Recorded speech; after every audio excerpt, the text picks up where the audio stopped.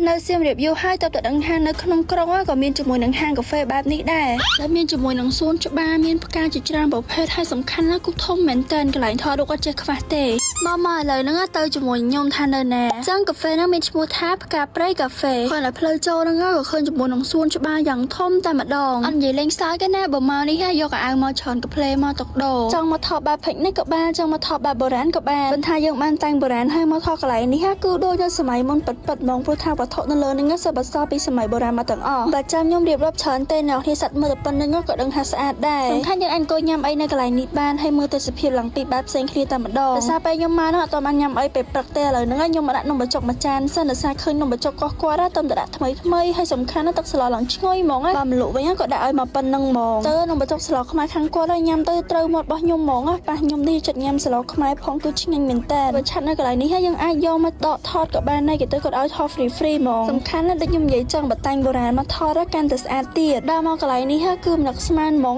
ថានៅក្នុងក្រុងមានកន្លែងគេរៀបចំចេញមកស្អាតបែបអញ្ចឹងពេកច្រើនណាស់បើសិនចង់ថតបែបកន្លែងអញ្ចឹង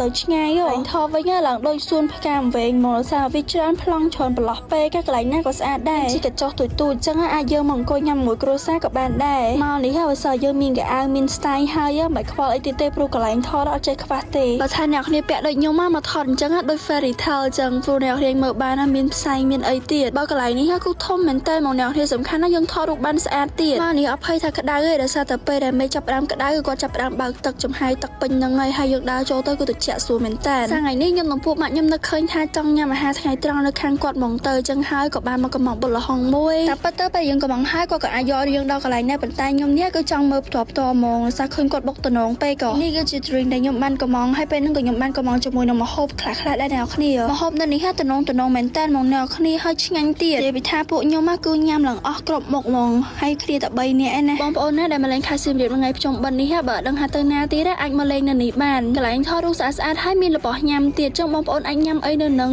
ឈៀលជាមួយគ្រួសារជួបជុំគ្នាចឹងណាទីតាំងវិញអ្នកគ្នាអាច search នៅក្នុង Google Map ក៏បានដែរដើម្បីងាយស្រួលរក